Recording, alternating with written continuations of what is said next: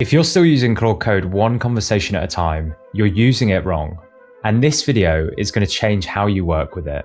So at the moment, you give it a task, you wait for the result, and then you move on to the next task. Everything's running at one time. But that's not how you'd run a team. You'd run teams in parallel and you'd bring in specialists when required. And Claude Code is built to work exactly like that too, but most people aren't using it that way. So in this video, you'll see 5 ways on how to actually use it, from simple setups to fully hands-off workflows, so that you can stop working in one conversation and start saving some serious time.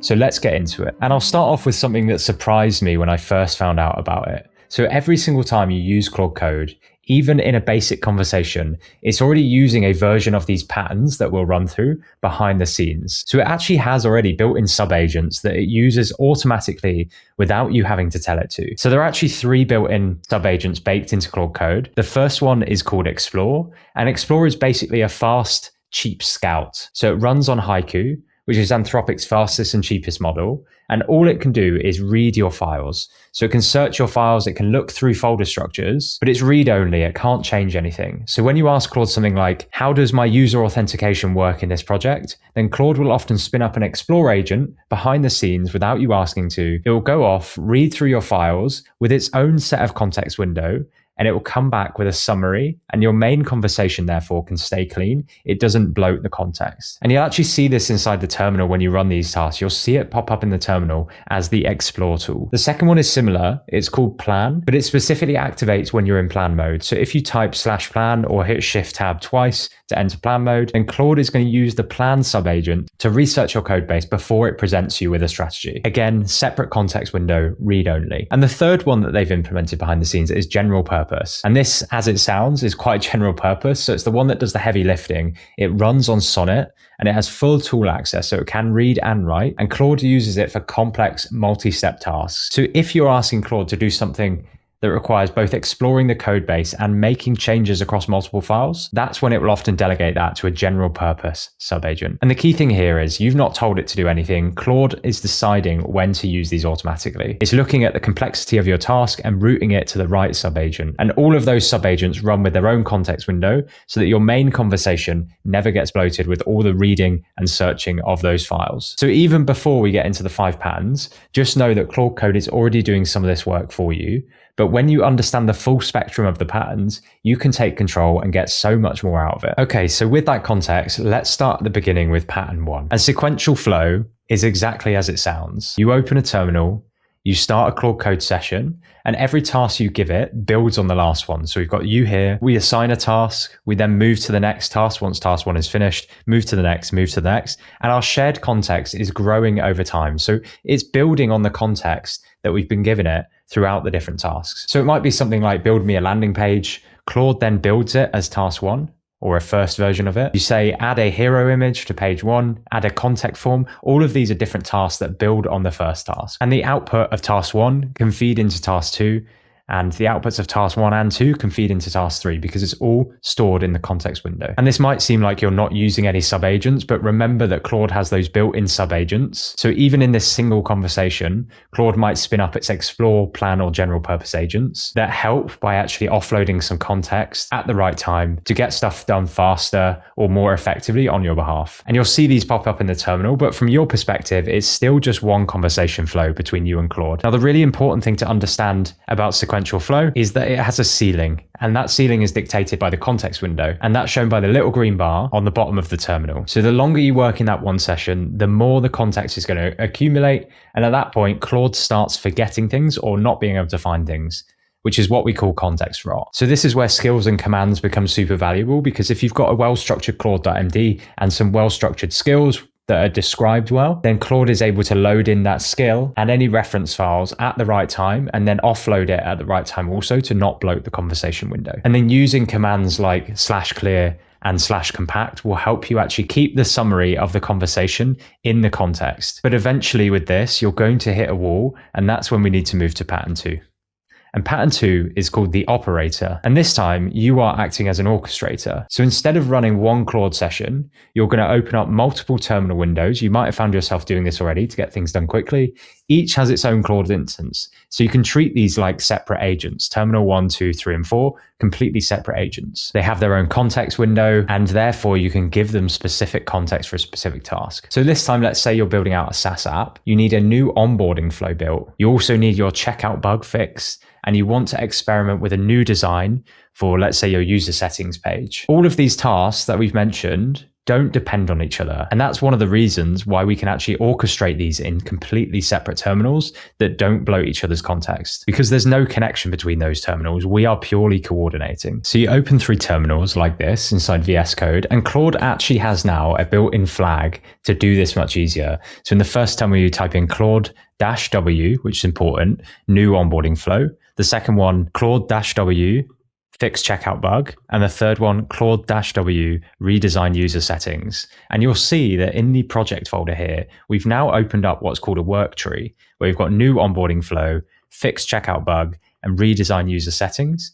And now if we go into our .claude folder, we've effectively got these different work trees, which is a separate copy of your project with its own branch, and it drops it straight into the Claude Code session, each one in its own isolated workspace, and they can't interfere with each other. So they all have a clean context window, so there's no context rot from other tasks, and us as the operator are the ones coordinating the efforts between these different terminals here. So you're probably at this point checking in on the different terminals, the different tasks going on. You're copying, pasting findings from one to another if you're needed, and then you're going to have to decide when each one is done and when you want to merge that back into the main project. But this is a massive upgrade from this sequential flow, because actually we can get multiple things done in parallel as long as they're not dependent on each other. But if they do depend on each other, then this flow isn't going to work for us. And here's the nice touch about closing a worktree session. As soon as we close this window, Claude is going to handle the cleanup for us. So if nothing's changed, it removes that workspace automatically. But if there is work to keep, then it's going to ask you what to do. And you can see as I close these sessions, they disappear from the work trees up here. So the operator pattern is you running multiple Claude sessions in parallel, each with its own isolated workspace, but you're still the one coordinating. So it's perfect for independent tasks where you want maximum control, and clean context windows where they will not interfere with each other. Now the operator pattern is great, but as you'll have probably noticed, you can only manage a certain number of terminals at any one point. 4 to 5 terminals, and you're flicking between those terminals, it becomes really difficult checking in on all of the sessions. So what if the Claude could actually handle the parallel tasks itself? So pattern 3 then is the split and merge. And this is where it gets really interesting, because the core idea is that within a single Claude Code session, one terminal, Claude itself can split work across multiple sub-agents that then run in parallel. So if you're thinking about all 4 of these terminals, we could effectively spin off multiple sub-agents inside each terminal to get more done quicker. And then effectively at the end, it's going to merge all the results back into the main agent so that you can reap the rewards. And if you remember those built-in sub-agents I mentioned earlier, explore, plan, and general purpose, those are good examples of that, but you're not limited to just those. You can create your own custom sub-agents inside your .claude folder, and Claude can spin up multiple of them at the same time. And here is how that works in practice.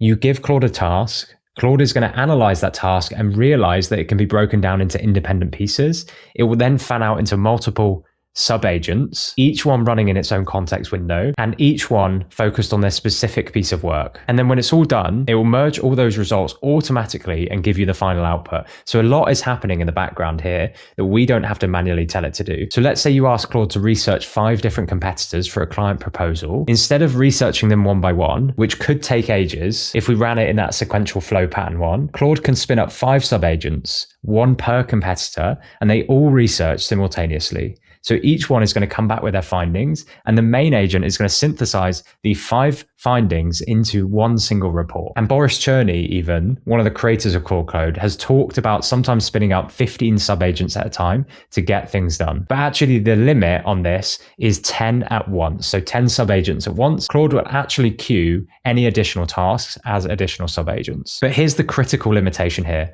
Sub-agents can only report back to the main agent, so they can't actually talk to each other. So sub-agent 1 and sub-agent 3 have no idea what each other are doing. It's this like hub and spoke methodology where the main agent, or our main instance where we're interacting with Claude, is acting as the hub, and it's receiving information back and forth from that sub-agent. And if you've ever used the framework GSD or Get Shit Done by Tash, this is like a framework I'd highly recommend for comprehensive projects. It's basically a planning framework that will split your initial project brief into subtasks and execute on those subtasks. So it's designed for big projects, but not in an enterprise fashion. We can look at their agents inside their agents folder. They've got quite a few agents in here. And actually what you can do is go into the agents listed and see exactly like we do with skills, the name, the description. So researches a single gray area decision and returns a structured comparison table with rationale. So we're effectively giving this agent a role to do and a specific set of context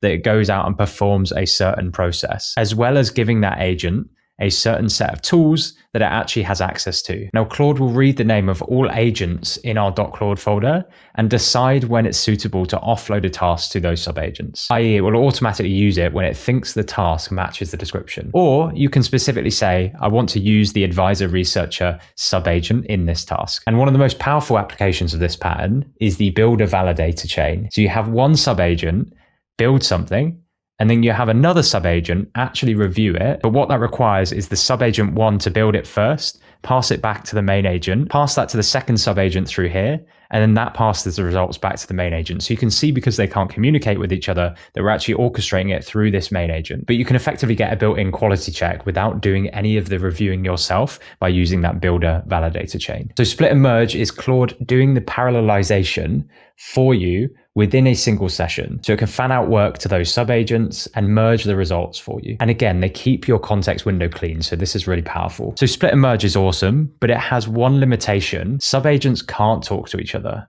So everything has to funnel through the main agent. And for some tasks, that is a genuine bottleneck. So what if your researcher agent needs to check in with your reviewer agent? Or what if you have a front-end developer that needs to coordinate with a back-end developer? So this is where the fourth pattern comes in, which is agent teams. An agent team is effectively a team of agents, as it sounds, that can share findings, challenge each other, and adapt together. So that the way that they share information is through a shared task list. So they're no longer interacting with the team lead, which is our main orchestration window. They're interacting with that shared task list. Agent 1 understands what tasks Agent 2 is doing, and vice versa. They can send messages between the agents. And it's the most advanced coordination pattern. It's the newest addition to Claude Code, and it is genuinely a game changer for complex projects, but it should only be used in complex projects because the token usage is extremely high when you've got cross collaboration between the agents. Now, this is completely still experimental. It's shipped with Opus 4.6 as a research preview. So you need to still enable it by adding a flag to your settings.json, which is Claude Code experimental agent teams 1. And you need to add that as an environment variable in your settings.json. But once it's enabled, you just tell Claude in your prompt that you want to use an agent team. So you must still specify that you want to use an agent team, not like sub-agents where it will choose those automatically. You go in, you describe the task you want, you describe the team structure, or Claude will actually determine the team structure itself, and Claude will then create that team, spawn the teammates, and coordinate the work. And in your terminal, you can actually navigate between the teammates using shift up and shift down. You can message directly any teammate and bypass this team lead entirely, or you can talk directly to the team lead. Now, as I mentioned, they use significantly more tokens because we've got this back and forth between the shared task list, the team lead, between the agents, and each teammate is its full Claude Code instance with its own context window again. So it's got a portion of the main context passed in it from that shared task list and the team lead. And they roughly estimate it's going to be 4 to 7 times more tokens than a single session when you're actually using agent teams. And the thing that actually matters here is you don't need agent teams for most of your work. You should actually only reach for them when sub-agents or even a single session couldn't do the job. So say you're trying to build out a complex SaaS application where you have a front-end developer, a back-end developer,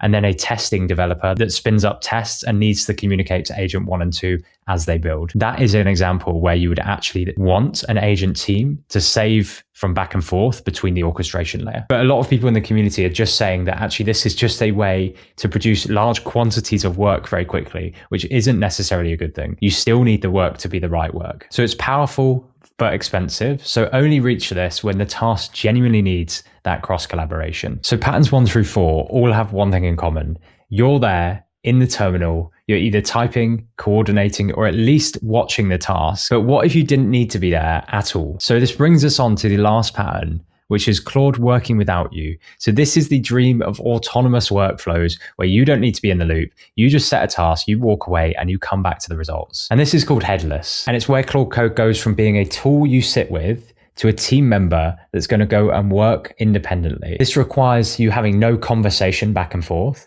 no terminal window open, and no human in the loop at all. So when we're running this, we're using the -p flag. So we're saying Claude -p, and we're entering a prompt after the p flag. So we're saying Claude, process this prompt. We don't want any interaction, no approvals.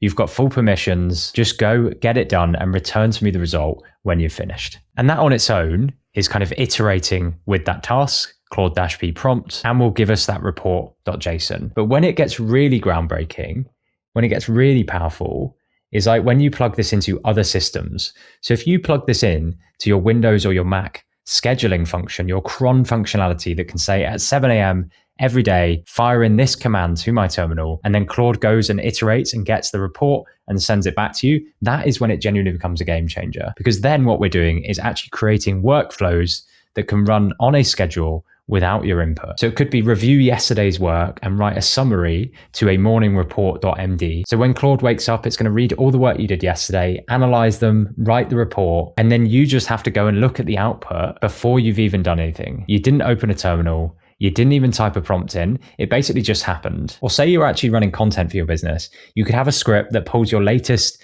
video transcript, runs it through Claude with a specific prompt, gets you back a set of social media posts saved to a file that you can then just schedule automatically. And you can chain these together. You can add skills into the prompt so that invoke specific skills. And this is all completely automated. Now, the big limitation in this is trust. You're not asking for an iterative conversation. You're giving Claude autonomy to do things on your behalf. So you're not checking each step. So this works best for tasks where the output is extremely easy to verify. At the moment, you probably don't want to go headless on anything that's hard to undo. But you can actually put guardrails on this as well. If you want it to only read and not write, for example, we can do -- allowed tools and then make sure that we add specific things that it can do. And some people in the community have taken this even further with things like the Ralph loop, which keeps feeding the same prompt back in so that Claude iterates on its own work until it gets it right. And each time it iterates, it understands what has been done in the last cycle. And people have actually been using this to ship entire projects overnight. So this is brilliant. This is like Claude working without you. You set a task, you walk away, and you come back for the results. But like we said, it's best for batch processing things and anything where the output is really easy to verify. So there you have it, 5 agentic patterns for Claude Code. And if you want to go deeper on any of these, or on building skills, creating custom sub-agents, how to structure your Claude.md,